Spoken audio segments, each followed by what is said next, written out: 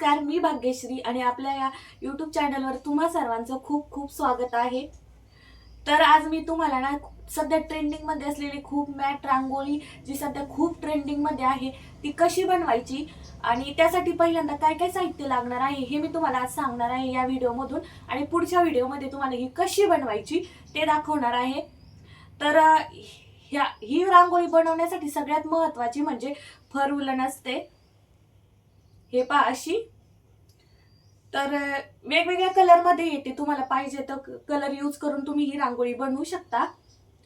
तर पाहू शकता तुम्ही ही अशी माझ्याकडे बघा 10 ते 12 कलर अवेलेबल आहेत। जर तुम्हाला ही रांगोळी बनवायची आणि तुमच्याकडे मटेरियल अवेलेबल नसेल तर तुम्ही मी खाली माझा नंबर मेन्शन करते, तुम्ही मला डीएम करू शकता, मी तुम्हाला नक्कीच मटेरियल कुरिअर करेल। तर आता ही जी फर उलन आहे तर ती ना 2-3 प्रकारची येते। तर आपल्याला कोणती पाहिजे हे आपल्याला कळायला हवं, तर ती कशी ओळखायची हे सुद्धा मी दाखवणार आहे तुम्हाला। तर हे पाहू शकता तुम्ही, हे पहा ही कशी, हिचा थिकनेस कसा जाड आहे पहा, एकदम व्यवस्थित आहे, छान दिसते पहा किती जाड। दुसरा कलर मी तुम्हाला दाखवते। हे पहा मी काही याचे असे राऊंड करून ठेवलेत, गोल करून ठेवलेत, म्हणजे कसं रांगोळी बनवताना आपल्याला व्यवस्थित बनवता येते, घेता येते। नाहीतर अशी ठेवली ना की तिचा गुंता होतो, मग रांगोळी बनवताना खूप प्रॉब्लेम येतात, म्हणून असे गोल करून ठेवायचे तुम्हाला। तर पहा आता याचा थिकनेस कशी भरीव दिसते, व्यवस्थित दिसते, पाहू शकता तुम्ही, एकदम व्यवस्थित आहे। आणि आणखीन एक प्रकारचे आहे माझ्याकडे, तर हे पहा आता हिच्यात कशी, ही पहा कशी, हिचा थिकनेस पहा किती पातळ आहे, हे पहा बिलकुल अशी भरीव नाहीये। तर ही रांगोळीने काय होतं ना, आपली रांगोळी ना जेव्हा आपण बनवतो ना तेव्हा व्यवस्थित नाही दिसत, म्हणजे कसं व्यवस्थित येण्यासाठी ना फर उलन जी असते ना ती छान अशी भरीव असली पाहिजे। पहा आता तुम्हाला दोन्ही पण सोबत दाखवते, पहा पहा हिच्यात आणि हिच्यात किती फरक दिसतो, ही कशी पातळ दिसते आणि ही कशी भरीव दिसते, जाड। तर ना आपल्याला रांगोळी बनवण्यासाठी ना भरीव अशी जाड उलन घ्यायची आहे। तुम्ही कुठलाही कलर निवडू शकता। ही ग्रॅम मध्ये पण भेटते आणि किलो मध्ये सुद्धा भेटते। तर ही 1 किलो एवढी आहे, काय याचे मी राऊंड करून ठेवलेत पहा असे, त्यामुळे तुम्हाला कमी दिसत असेल, पण किलो मध्ये एवढी सगळी येते। तर त्याच्यानंतर सगळ्यात महत्वाचं म्हणजे आपल्याला बेस साठी लागतं हे रेक्झिन। तर हे एवढं रेक्झिन आहे ना, तर हे 1 मीटर आहे पहा,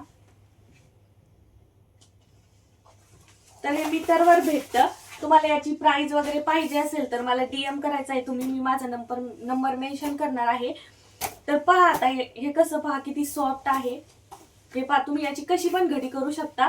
रांगोळी म्हणजे रांगोळीची पण तुम्हाला जर कुरिअर करायचं असेल तर तुम्ही अशी घडी करून ते कुरिअर करू शकता। आणि सगळ्यात महत्त्वाचं म्हणजे हे वॉशेबल असतं, याला धुवू सुद्धा शकता तुम्ही, रांगोळी ही धुवू शकता तुम्ही, फक्त ब्रशचा यूज नाही करायचा, हाताने साबण वगैरे लावून व्यवस्थित अशी हाताने चोळून धुवायची आहे।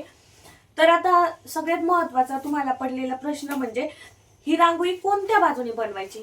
तर पहा ही एक बाजू असते आणि दुसरी म्हणजे ही व्हाईट बाजू जी असते ना, तर या व्हाईट बाजूने आपल्याला रांगोळी बनवायची असते, या बाजूने।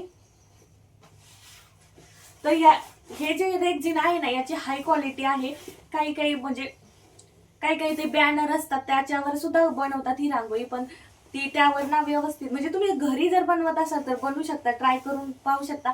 पण जर तुम्ही ऑर्डर घेतली असेल तर सगळ्यात महत्त्वाचा पर्याय म्हणजे ना रेक्झिनचाच यूज करा, कारण रेक्झिन सगळ्यात म्हणजे चांगली क्वालिटीचं आणि व्यवस्थित असतं, ती टिकते पण भरपूर दिवस। जर तुम्हाला टिकण्यासाठी लागत असेल तर मी तर सजेस्ट करेल की तुम्ही रेक्झिनचाच यूज करा। फर उलन झाल्यानंतर, रेक्झिन झाल्यानंतर सगळ्यात महत्त्वाची वस्तू लागते ती म्हणजे आपल्याला ग्लूगन स्टिक करण्यासाठी। हे पहा अशा पद्धतीची ग्लूगन येते, ही लाईटवर चालते, तर हे पहा। आणि या ग्लू साठी लागते ती म्हणजे ग्लू स्टिक। हे पहा अशा पद्धतीच्या ग्लू स्टिक सुद्धा मिळतात।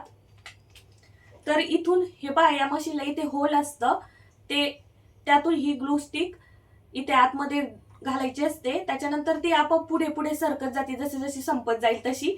आणि हे पहा ही पिन आहे त्याची, इथे चालू बंद करण्यासाठी बटन असतं।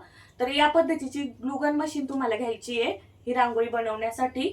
आणि अशा स्टिक येतात, तर त्या स्टिक सुद्धा आपल्याला लागतात.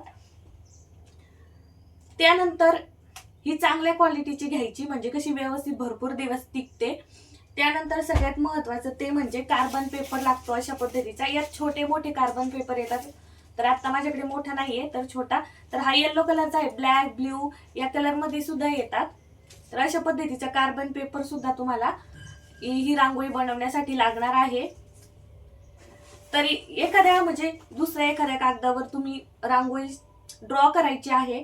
त्याच्यानंतर कार्बन पेपरच्या साहाय्याने, कार्बन पेपर हा रेक्झिनवर ठेवून त्यावर आपल्याला ही रांगोळी ट्रेस करून घ्यायची. तर ते कसं करायचं, काय करायचं हे मी तुम्हाला पुढच्या व्हिडिओमध्ये दाखवणार आहे रांगोळी बनवताना.